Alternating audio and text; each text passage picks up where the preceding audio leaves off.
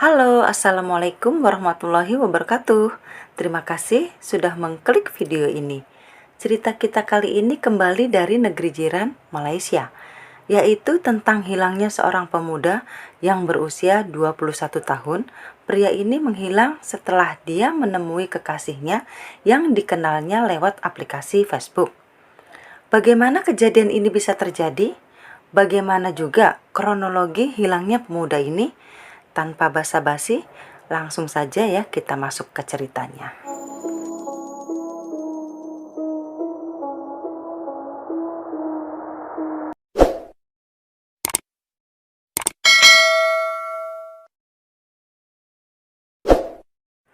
Muhammad Fairul Hakimi yang berasal dari Raup Pahang, kita panggil saja dengan panggilan Fairul agar lebih simpel ya guys. Fairul yang berusia 21 tahun, anak ketujuh dari seorang ibu yang bernama Nur Fauziah Jamalham dan ayahnya yang bernama Mokhtar Tan yang berusia 58 tahun. Fairul yang beranjak dewasa ini rupanya ingin memiliki pasangan. Fairul yang memiliki akun Facebook mulai mencari pasangan lewat situs ini. Dari situlah Fairul mengenal seorang wanita yang bernama Siti Nur Aisyah yang merupakan janda beranak satu bertempat tinggal di Kuala Lumpur. Setelah berpacaran lewat Facebook, akhirnya mereka merencanakan untuk berjumpa. Fairul meminta izin kepada kedua orang tuanya untuk pergi ke Kuala Lumpur guna bertemu dengan kekasih hatinya yang dikenalnya lewat Facebook. Selain itu juga, Fairul berniat untuk mencari pekerjaan di kota tersebut. Nur Fauziah, ibu Fairul awalnya melarang Fairul pergi ke Kuala Lumpur untuk menemui kekasihnya itu, dengan menceritakan banyaknya hal buruk yang bisa terjadi, apalagi Fairul ini pemuda yang sangat lugu dan polos. Fairul yang memiliki kekurangan pada mata kirinya yang tidak dapat melihat dikarenakan sebuah kecelakaan pada saat Fairul berusia 12 tahun.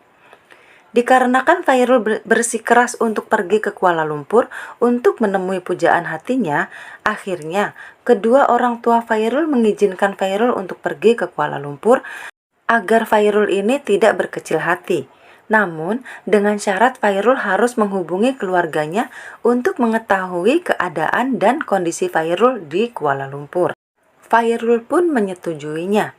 Pada tanggal 29 Agustus tahun 2016, akhirnya Fairul berangkat dengan diantar oleh ayahnya Mokhtar Tan ke stasiun bus Raub untuk ke Kuala Lumpur.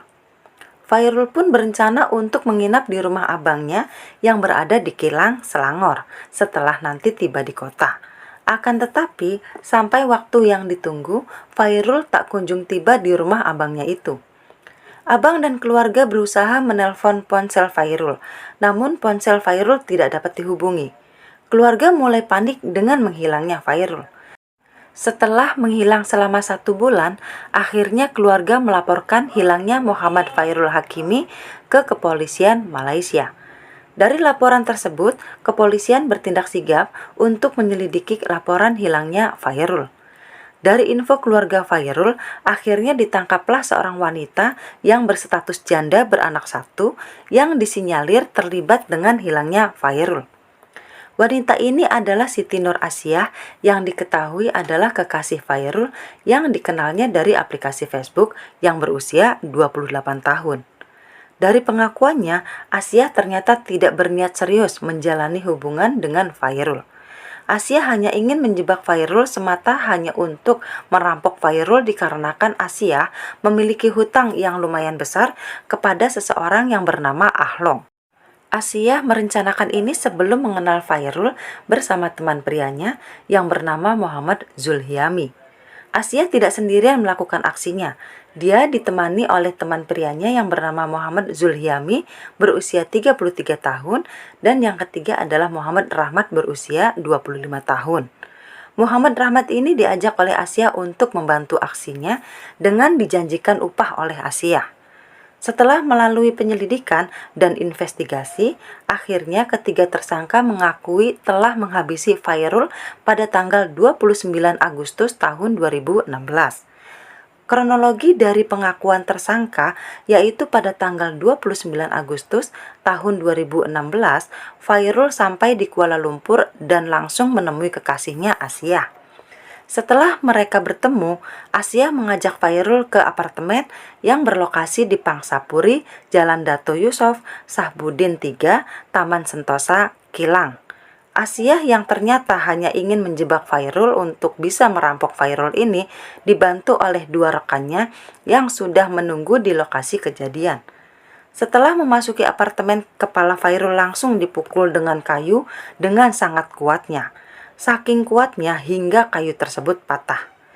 Setelah itu, mayat dibungkus dengan tilam dan diikat oleh Asia, lalu mereka membuang mayatnya ke sungai di Section 24 Shah Alam. Kejadian ini terjadi pada pukul 12.30 hingga pukul 1 dini hari. Namun sayangnya, dari sekian lamanya kasus ini berjalan, mayat Fairul sampai sekarang belum juga ditemukan.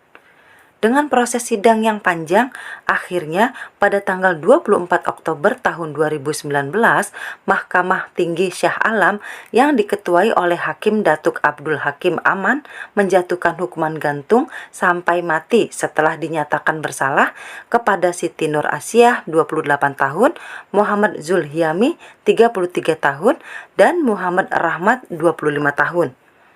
Keluarga dari Muhammad Fairul Hakimi merasa bersyukur dengan hasil keputusan. Terlebih ayah Fairul, yaitu Mokhtar Tan, langsung melakukan sujud syukur setelah mendengar keputusan tersebut. Dari kisah ini, pembelajaran yang bisa kita ambil. Janganlah mudah percaya dengan seseorang, apalagi yang belum pernah bertemu sebelumnya. Selalu berhati-hati dan waspada ya guys. Terima kasih sudah menyimak video ini. See you next di videoku selanjutnya. Bye. Abdul Wahab dituduh bersubahat dengan Muhammad Rahmat Nazaruddin untuk membunuh mangsa Muhammad Fairul Hakimi 21 tahun pada 29 Ogos 2016 di Villa Sentosa, Kelang. Bagi pertuduhan kedua pula, Rahmat dituduh bersendirian melakukan pembunuhan terhadap mangsa. Hakim Dato' Abdul Halim ketika membacakan keputusan berkata, pembelaan ketiga-tiga tertuduh secara keterangan bersumpah dalam kandang saksi adalah berbentuk rekaan dan penafian semata-mata. Beliau turut menyifatkan perbuatan kesemua tertuduh sebagai kejam, teruk dan tidak berperi kemanusiaan selain dilakukan dengan penuh niat untuk membunuh mangsa.